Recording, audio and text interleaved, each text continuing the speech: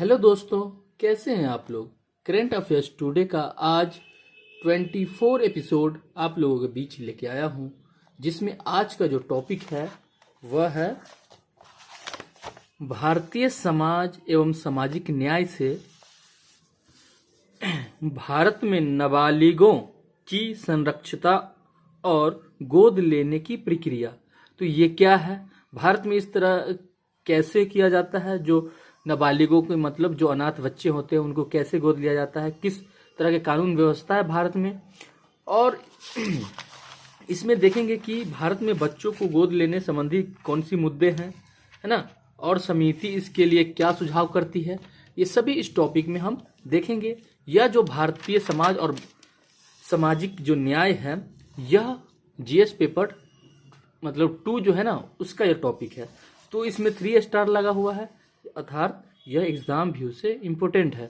चर्चा में क्यों है, तो हाल ही में एक संसदीय पैनल ने हिंदू अल्पसंख्यक और अभिभावक अधिनियम HMGA 1956 के तहत माता को उनके पति के अधीनस्थ के रूप में मानने के बजाय अभिभावकों के रूप में समान अधिकार प्रदान करने की सिफारिश की है और वैवाहिक विवादों के दौरान बच्चों की संयुक्त अभिव्यक्ता का आह्वान किया है।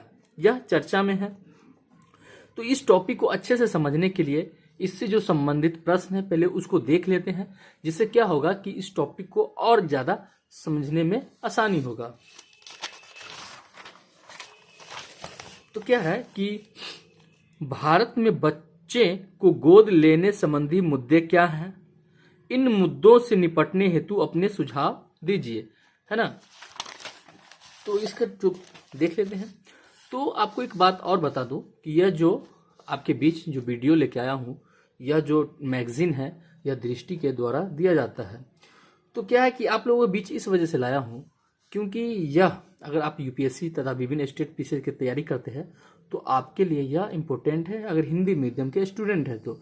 क्योंकि हिंदी मीडियम के कई सारे जो टॉपर्स हैं उनका कहना है कि उन्होंने भी इसका पाठक के रूप में लिए थे, है ना, यानी उन्होंने भी इसका पढ़े हैं, तो वो रेगुलर पढ़े हैं। तो ये क्या है कि मैक्सिमम बच्चों के पास जो भारत में है उनके पास नहीं पहुंच पाता है। तो हमारे जो सोच है कि इसको वीडियो के माध्यम से उन सभी बच्चों तक पहुंचाए जिनकी ये जरूरत है। ठीक है, तो आप अगर वीडियो देख रहे हैं तो आप जरूर इस वीडियो को अच्छे से देखें, पूरे देखें। अगर चैनल पे नए हैं तो चैनल को जरूर सब्सक्राइब कर ले, जिससे ये मेरा रेगुलर जो वीडियो हम डालते हैं, अपलोड जो करते हैं, आप तक आसानी से पहुंचे। तो सबसे पहले ये देख लेते हैं कि क्या आप अवगत हैं।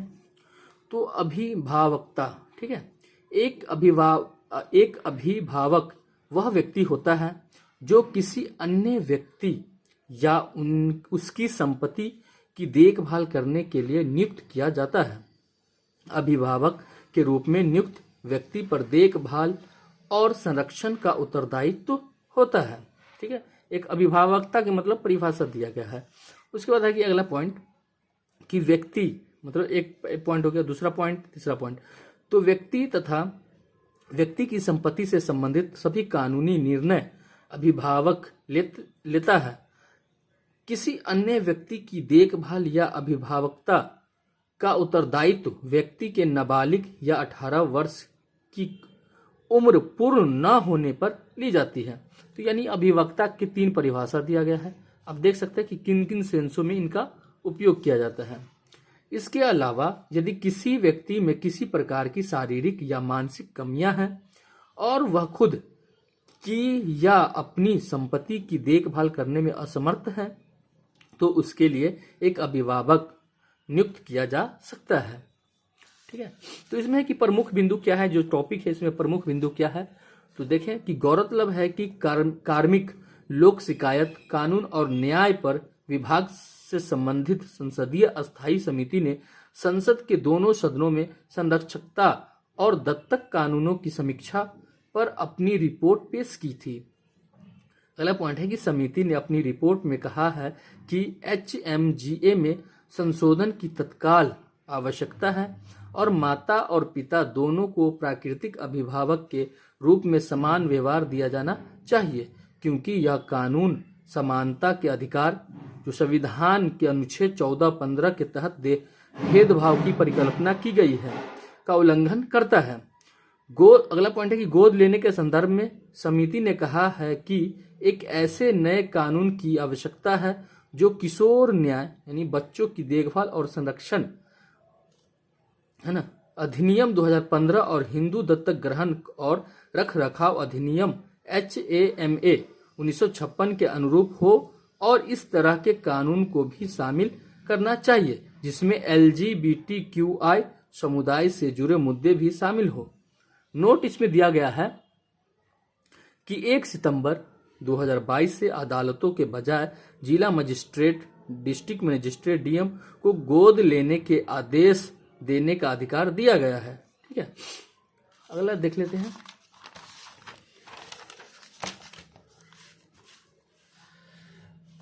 कि भारत में LGBTQ+ और अन्य समुदाय द्वारा संतान गोद लेने संबंधी प्रावधान क्या क्या है ये देखते हैं। तो दत्तक ग्रहण विनियम 2017 में LGBTQI समुदायों द्वारा संतान गोद लेने पर कोई प्रावधान नहीं है और ये विनियम उन्हें संतान गोद लेने की अनुमति नहीं देते हैं। भारत में बच्चा गोद लेने पर एकमात्र संहिताबद्ध कानून हिंदू दत्तक और भरण पोषण अधिनियम 1956 HAMA है जिसमें हिंदू, बौद्ध, सिख और जैन धर्म के लिए ही संतान गोद लेने संबंधी प्रावधान है। अगला पॉइंट है कि इस अधिनियम में प्रयोग किए गए पति और पत्नी जैसे शब्द कानून के दोहरे दृष्टिकोण की तरफ ध्यान दिलाते हैं। इसके अलावा पारसियों, ईसाइयों और यहूदियों के लिए भी कोई विशेष कानून नहीं है। अगला पॉइंट है कि आलोचकों का कहना है कि LGBTQI गोद लेने वाले लोगों को कलंक के कारण संस्थागत भेदभाव का सामना करना पड़ता है। अगला पॉइंट है कि मुस्लिम समुदाय के लिए शबनम हाशमी फैसले के बाद juvenile justice act JJ act के तहत बिना किसी भेदभाव के बच्चा गोद लेने की इजाजत दी गई है। अगला पॉइंट है कि इसके अलावा किसी भी कानून में समलैंगिक जोड़ों और लिव इन जोड़ों द्वारा संतान गोद लेने संबंधी कोई प्रावधान नहीं है। अगला हेडिंग है कि अन्य देशों में स्थिति क्या है। तो इससे भारत में देख ली स्थिति और अन्य देशों के देखते हैं। तो इक्वल डेस्क की एक रिपोर्ट के अनुसार समलैंगिक जोड़ों को दुनिया के 50 देशों में कानूनी रूप से बच्चा गोद लेने की इजाजत है। एशिया में इजराइल इकलौता देश है जिसने ये मंजूरी दी है। समलैंगिक जोड़ों द्वारा बच्चा गोद लेने के मामले में 50% कानूनी समानता के साथ दक्षिण अमेरिका सबसे आगे है, जबकि सिर्फ 2% समानता के साथ एशिया काफी पीछे है। अगला पॉइंट है कि 40% कानूनी समानता के साथ यूरोप दूसरे पायदान पर है और यहाँ डेनमार्क दुनिया का पहला ऐसा देश है जिसने समलैंगिक साझेदारों के दर्जे के साथ साथ उनके द्वारा बच्चा गोद लेने को मान्यता दी है। अगला पॉइंट है कि डेनमार्क के इस फैसले के बाद कई यूरोपीय देशों ने इसी तरह के कदम उठाए हैं और दुनिया भर में इसकी आवाज़ आज भी गूंज रही है। स्लोवेनिया ने वर्ष 2022 में डेनमार्क जैसा फैसला लिया है। तो ये देख ले कि भारत और अन्य देशों की स्थिति क्या है। अब देखते हैं जो टॉपिक है उससे संबंधित जो मुख्य है कि भारत में बच्चों को गोद लेने संबंधी क्या क्या मुद्दे आ सकते हैं वो देखते हैं। कि जैसे पहला पॉइंट है कि माता पिता केंद्रितता है ना। वर्तमान गोद लेने का दृष्टिकोण अभिभावक केंद्रित है जबकि यह बाल केंद्रित होना चाहिए। अगला पॉइंट है कि बच्चे की उम्र। तो बच्चे की उम्र क्या अधिकतर होनी चाहिए, कितनी उम्र तक के बच्चों की लेनी चाहिए गोद। तो अधिकतर भारतीय माता पिता भी 0 से 2 साल की उम्र के बीच का बच्चा गोद लेना चाहते हैं। उनका मानना है कि इससे माता पिता और बच्चे के बीच मजबूत भावनात्मक बंधन बनता है। संस्थागत मुद्दे क्या हो सकते हैं। तो चूंकि संस्थागत देखभाल में परित्यक्त बच्चों का अनुपात कम है इसलिए गोद लेने के लिए पर्याप्त बच्चे उपलब्ध नहीं हैं। अगला पॉइंट है कि वंश भेदभाव। तो अधिकांश भारतीयों का गोद लेने के बारे में एक विकृत दृष्टिकोण है, क्योंकि वे चाहते हैं कि उनके जीन, रक्त और वंश को उनके बच्चों में होना चाहिए। ठीक है, तो ये भारत में क्या है, संबंधित मुद्दे हैं बच्चों को गोद लेने के संबंध में। अगला पॉइंट देखते हैं कि लाल फीताशाही।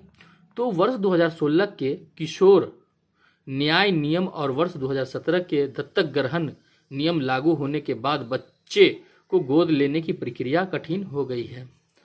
अब इसके तहत समिति का क्या सुझाव है, तो इसके बारे में देखते हैं कि पहला पॉइंट है कि कानूनों में एक रूपता लाई जाए और दत्तक ग्रहण पर साझा और व्यापक कानून लाया जाए। अगला पॉइंट है कि नए कानून में LGBTQ समुदाय को भी शामिल किया जाना चाहिए। अगला पॉइंट है कि केंद्रीय दत्तक ग्रहण संसाधन प्राधिकरण CARA में पंजीकरण अनिवार्य किया जाए, जिसमें कि केंद्रीय दत्तक ग्रहण संसाधन प्राधिकरण CARA महिला एवं बाल विकास मंत्रालय का एक स्वायत्त और वैधानिक निकाय है। इसकी स्थापना वर्ष 1990 में हुई थी। यह भारतीय बच्चों को गोद लेने के लिए नोडल निकाय के रूप में कार्य करता है और देश में तथा अंतर्देशीय गोद लेने की प्रक्रिया की निगरानी और विनियमन के लिए अनिवार्य है। अगला पॉइंट है कि CARA को वर्ष 1993 के Hague convention on inter country adoption 2003 में भारत की पुष्टि के प्रावधानों के अनुसार अंतर्देशीय दत्तक ग्रहण से निपटने के लिए केंद्रीय प्राधिकरण के रूप में नामित किया गया है, जिसमें कि समिति के और क्या सुझाव हो सकते हैं कि अनाथ या परित्यक्त बच्चों का जिलेवार संरक्षण किया जाना चाहिए, जिसमें कि अगला पॉइंट है कि बेहतर निगरानी और कार्यान्वयन के लिए दत्तक ग्रहण कानूनों को एक मंत्रालय के अधीन लाने की आवश्यकता है। अगला पॉइंट है कि अर्धमर्ज शब्द को हटा देना चाहिए, क्योंकि कोई भी बच्चा अवैध नहीं होता है। अगला पॉइंट है कि हिंदू अल्पवयस्कता और अभिभावक अधिनियम में अविवाहित जोड़ों से जन्मे बच्चे के लिए अर्धमर्ज यानी अवैध शब्द का प्रयोग किया गया है। अब आगे की राह क्या है इस टॉपिक में, तो गोद लेने हेतु बच्चे को देने का प्राथमिक उद्देश्य उसका कल्याण और परिवार के उसके अधिकार को बहाल करना है। एक ऐसे समावेशी दृष्टिकोण अपनाने की आवश्यकता है जो स्वीकृत विकास और कल्याण का वातावरण बनाने के लिए बच्चे की जरूरतों पर ध्यान केंद्रित करता हो। अगला पॉइंट है कि संविधान का अनुच्छेद 15 भारत के किसी भी नागरिक के खिलाफ न किसी खास तौर से पुरुष और महिला के विरुद्ध लैंगिक आधारित भेदभाव को रोकता है। हमारे संविधान के अनुच्छेद 21 के तहत निजता का अधिकार अपने आप में पारिवारिक अधिकारों को समेटे हुए है। तो इससे संबंधित जो ये टॉपिक खत्म हुआ, इससे संबंधित क्वेश्चन है हमने पहले ही देख चुके हैं, तो अब बताने दोबारा पढ़ने की जरूरत नहीं है। तो कैसा लगा टॉपिक हमें जरूर कमेंट करके बताया। दोस्तों ये हम इस टॉपिक को समझाते नहीं क्योंकि वीडियो बड़ा हो जाएगा, है ना, क्योंकि हम जो लिखा हुआ है आप तक पहुंचाने की कोशिश कर रहे हैं। आप लोग खुद से एनालाइज करें और इससे संबंधित जो प्रश्न हो सकता है आप खुद सॉल्व करें और शॉर्ट नोट बनाने की कोशिश करें। ठीक है, तो ये टॉपिक आज के लिए इतना ही है। मिलते हैं नेक्स्ट एपिसोड में। तो आज के लिए इतना ही। जय हिंद।